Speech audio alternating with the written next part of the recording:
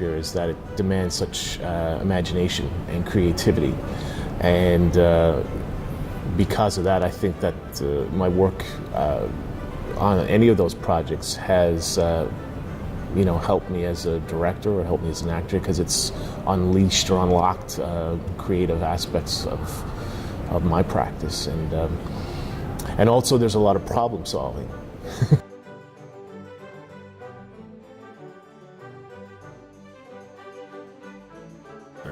I did Romeo and Juliet back in 1992 at the Reed Theatre with Mark Rich. Mark Rich played Romeo, and that's what I was saying before with the ridiculous British accent and really loud. That's what I thought Shakespeare was, but my first or second rehearsal, Gordon Jones is in the back of the theatre yelling out, "What are you doing? Use your own voice." And up until then I thought Shakespeare was all up here. I kind of thought that it was kind of supposed to be grand and over the top.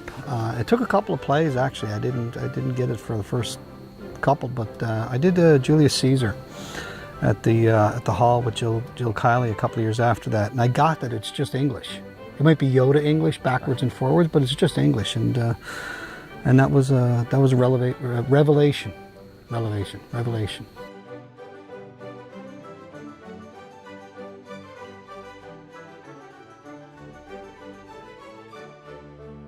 That we still see in today's pop culture, and whether it's a tragedy or a comedy, Shakespeare influenced most of those sort of plot lines or those stories, and I think people can still relate to Shakespeare's plays today because while the language is not in today's world, the plot lines and devices that Shakespeare uses definitely are in everything we see now in the way of modern day movies or TV shows, and people can still relate because Shakespeare, he built the foundation for those formulaic approaches that we approve and are entertaining because we keep going back for more.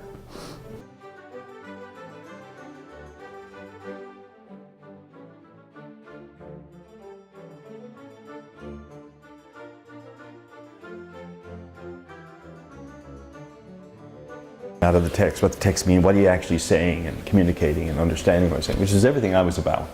And about Newfoundland accents. I thought Newfoundland accents have a lot to bring to Shakespeare because places like Cupid's were settled in the 1600s. Those people saw Shakespeare before they came over. They saw plays in London and they were talking about them because that was the event of the time. It was like, rock stars at the time. The Elizabethan actors were Shakespeare's crowd. Thousands of people at shows, everyone knew Shakespeare, everyone knew all the plays and all the lines. The Queen saw them regularly, and so all these people who came over to Cupid's in 1610 to 1620, they would have seen Shakespeare on stage for sure. They would know all about it. And the accents that they brought over were Shakespeare's accents, and a lot of the accents over here did not change because they were so isolated up around Bonavista and everything like that, all those, and they were settled by the English in a very long time ago in Shakespeare's time. So if you go back there and listen to the old people talking, they'll make Shakespeare rhyme when they read it, even though it doesn't rhyme today because we've changed the pronunciation of different words, right? They used to say, I'll bait the face off you, not I'll beat the face off you, I'll bait the face off you, bait, and meat was mate, and and so around late 1700s that all changed, and mate became meat and bait became beat. But there's places in Newfoundland where they say, I'll bait face off you. They still say the old pronunciation, which will rhyme in Shakespeare with all the other old words. And we still say maid, and we still say ye, we still say hark. All kinds of expressions in Shakespeare we use.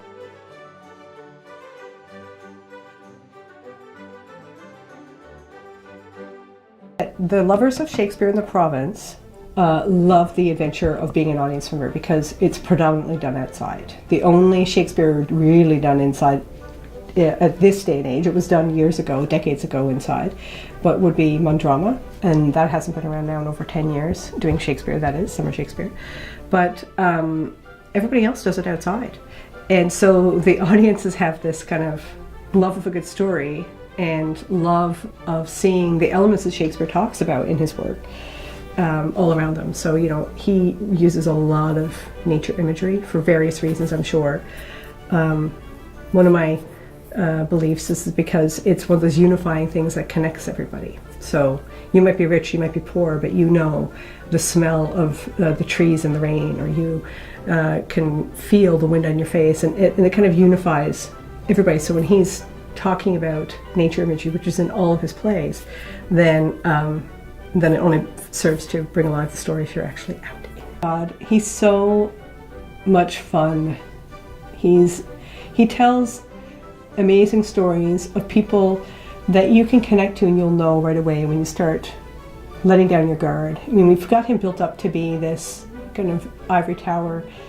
I mean, the man was brilliant, clearly brilliant, but what part of his brilliance is that he relates big ideas to a really personal level, and that can be just from an experience of love, jealousy, hatred, fear, but also he tells very, very funny stories, and there's a lot of fart jokes and action sequences. So he really is for everybody. And then particularly for Newfoundlanders, I mean, he was writing when Newfoundland was founded, and our language, our sense of debate, our accent comes right out of his time.